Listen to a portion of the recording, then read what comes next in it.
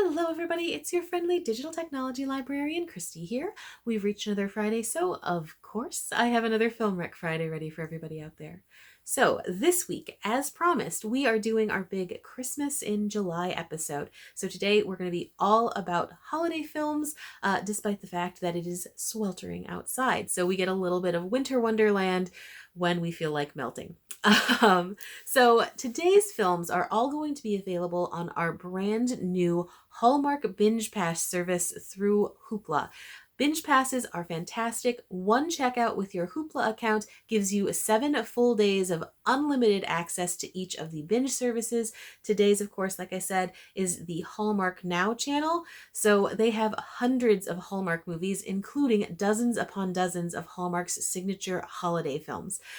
So the 3 holiday films I'm mentioning today are all available there, but also many, many others are too. So if these ones aren't sort of whetting your appetite for the holidays during the sweltering heat, one of the other Hallmark holiday films available through the Binge Pass will, I'm sure. So without any further ado, let's go ahead and jump right into the Rex.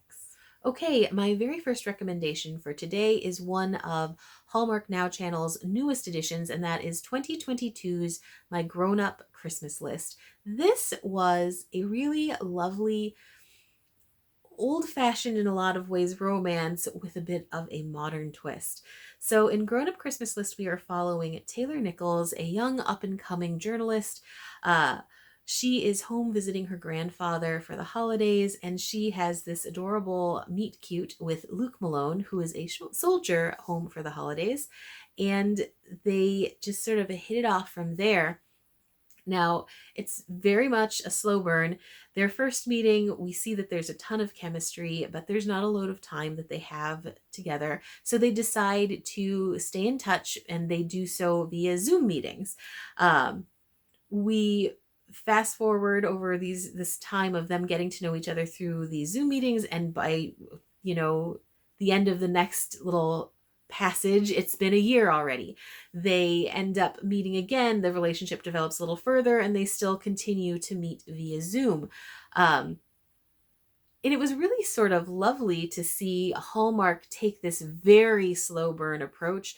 Most of the time when we're watching Hallmark romances, the storyline spans maybe a few weeks at most, and they're ready to ride off in the sunset together by the end of the 90 minutes, But this one takes actual years from the characters' lives. It reminded me a great deal of like the old-fashioned epistolary novels where the characters get to know each other and fall in love through the course of these letters. The story is told through those. And so rather than letters, their relationship is told through these Zoom meetings, which is kind of a really fascinating twist. And I'd not seen that done so much, especially not within the Hallmark holiday realm.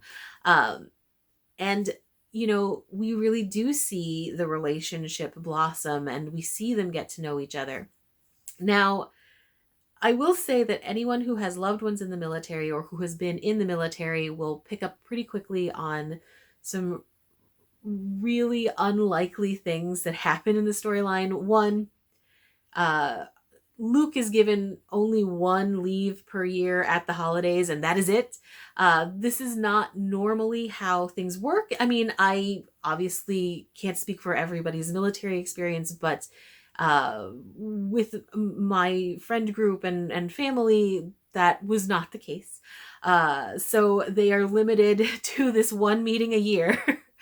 And then some other things that happen plot-wise, very, very unlikely to happen within a military setting. But, if we were looking for pure accuracy and, realism, we would probably not be watching a Hallmark Hall of Fame film. So it is what it is.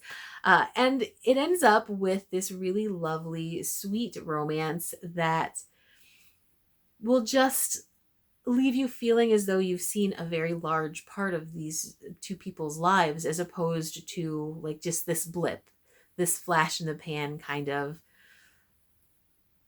love at first sight romance that we usually see from Hallmark Hall of Fame. And of course, that is not something that I dislike. I'm a fan of the Hallmark romances, but this was a nice, deviation from that. Um, there was a ton of chemistry right off the bat, and that's probably because Wallace and McGarry, who play Taylor and Luke, are actually engaged in real life. They met doing Hallmark series When Calls the Heart, and did a number of other films and series with them, and they are now engaged in real life, and they are very comfortable together on screen. It's nice to see, because there have been Hallmark films that I've watched in the past where that's simply not the case, where it definitely feels like things are very manufactured, and the banter is really not where I would like to see it. Whereas with this, it felt very comfortable, and it was just very well done. I did really like that, and I thought the acting was really solid. Um, whether we're talking about the two main characters or all the side characters, her grandfather, his parents, it was all really nice, and it felt very organic when I was watching it. So if you are looking for something that has a little bit of a military background, as far-fetched as some of the things might be, but if you are looking for that, plus you're just looking for an interesting take on that slow burn romance, make sure you check out my grown up Christmas list. I thought it was really, really lovely and sweet, and just a very enjoyable Hallmark romance with a bit of a spin. Okay, my second recommendation is also a fairly recent addition, and that is 2021's Every Time a Bell Rings. So when I think Hallmark holiday films, I usually am thinking holiday romances. The snow's coming down, music swells, first kiss, that whole shebang. Every Time a Bell Rings is not that. There is romance within the story, but this is actually a movie about three sisters and their relationship with one another. And I really, really enjoyed this one. So we start the film when the girls are very young. They're still just kids, and they are on what we learn is this annual scavenger hunt. The goal is to figure out all of the clues and eventually find this sort of family heirloom bell. And if they find the bell, each of the individual girls is allowed to make one big wish. And there's this sort of magic to the wish. And this is not a magical realism film or anything. It's solely based in reality. But when you learn about the history and you find out why this bell has this wish attached to it, it does feel magical, even though it's absolutely not. It's all in, it just is what it is. But it's part of the mythos of this bell that the family has, been had as a part of their lives and a part of their holiday season for years and years and years. So fast forward to present day. We don't know what has happened, but at some point in the intervening years, the scavenger hunt sort of fell by the wayside. We know at this point in the girls' lives, the mother is a widow, the father has passed away, and something happened, and the girls are all kind of estranged. This particular holiday season is going to be the first time they're all together in a while, and it's a big deal, like a very big deal. And the mother talks about it and things that they allude to. And, it's not a mystery, or it's not Agatha Christie or Conan Doyle or anything like that, but it does really pull you in, and it does make you wonder what happened. And what I really appreciated about this is that there's no big, massive fight. There's no like dramatic affair reveal or anything like that. We come to discover that it was a bunch of little things, tiny miscommunications, misunderstandings, and it's very real. Like that's what happens in families. There's resentment and it builds up, and maybe it was from absolutely nothing. Nobody really intended for those words to land the way that they did, but they did. And so the result is this rift that just grows bigger and bigger and bigger. And there's no point when we think that the girls hate each other. That's not the case at all. But we see that there was a loss of the closeness that there was in the very beginning when they were children. And I liked that the film took a fairly realistic approach to those things. And, the things that did land incorrectly, that did spur these hurt feelings, are things that happen in everyday families. that could happen in your own family and could certainly hurt somebody's feelings, but without the intent to do so. As I had mentioned, while this is not a romance, there are romantic moments within it. There is a kid named Liam that we meet within the first 5 minutes. You don't know whose love interest he's going to be, but you know he's going to be somebody's. I mean, it is very clear. In that aspect, this is quite the predictable Hallmark film, but it's obvious by the time we reach present day with which sister he's meant to have the relationship. And I don't think that's a spoiler. Again, I'm pretty sure it's going to be obvious to most people who it is right away. But the relationship that develops between him and the chosen sister is lovely. And it's also more of a slow burn. Clearly a relationship built on a friendship that's lasted a lifetime, or 2 lifetimes, I guess, between the two of them. Anyway, and there's also shared interest, respect. It's not that flash in the pan kind of thing, which, while lovely, again, don't get me wrong, I love those kinds of Hallmark films too. I do like this sort of quieter, slow burn approach, especially with a film with the themes that this is dealing with.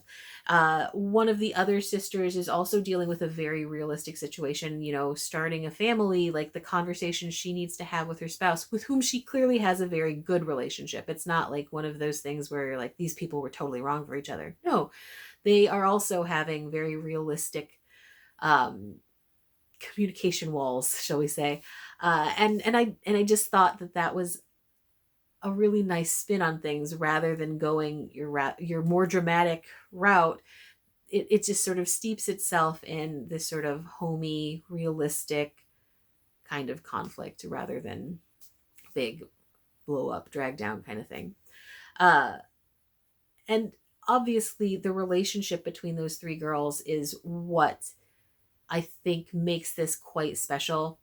Seeing how the actresses interact, and there is a lot of really good sisterly chemistry between the three. There, you really feel the backstories. You really feel the fleshed out tales that we don't ever get, that are there. And I did think that all three, when they're given the spotlight, do an excellent job of further developing their stories.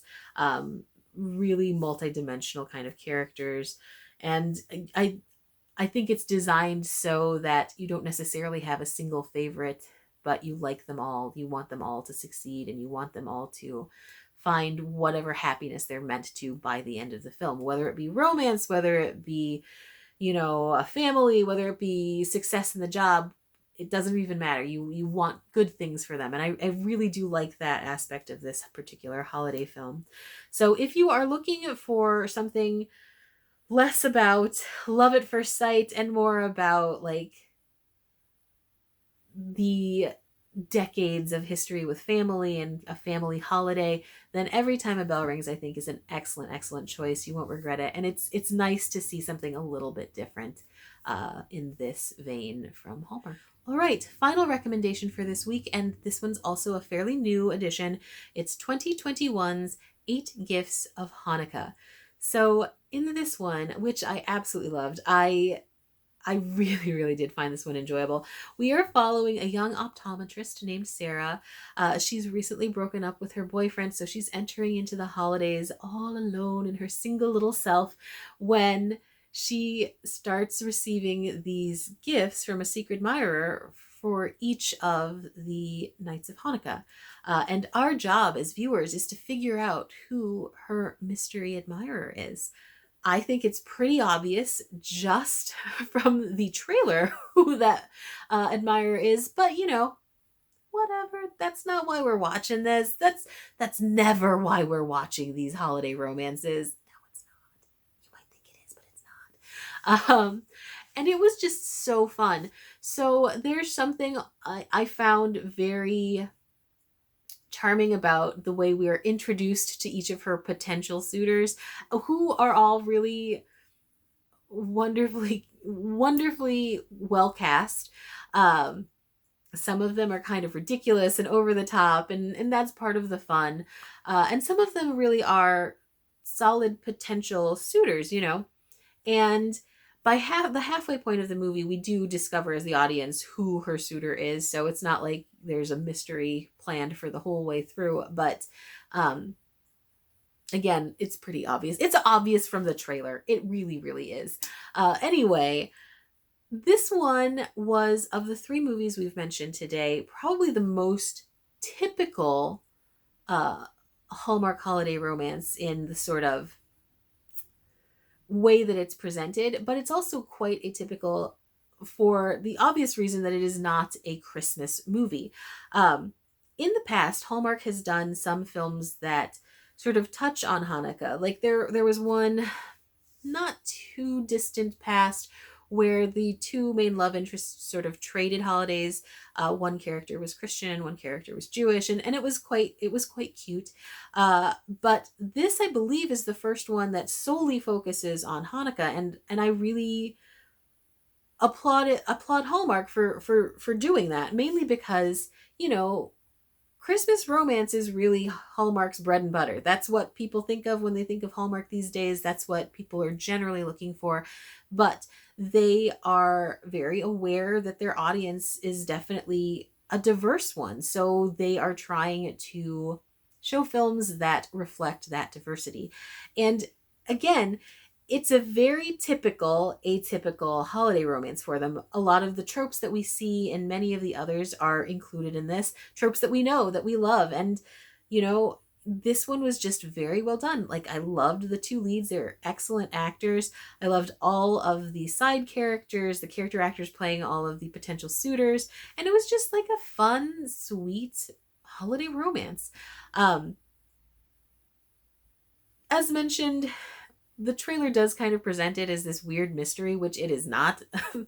But that's not really the point. It really isn't. It's just an adorable holiday romance that I think, if you are looking for something that gives you a little bit of difference, like I said, meeting all those potential suitors, but at the heart you really know who that main pairing is going to be, this is a good one for you. So again, this one is 8 Gifts of Hanukkah, and that is, as the others, available through the Hallmark Now Binge Pass.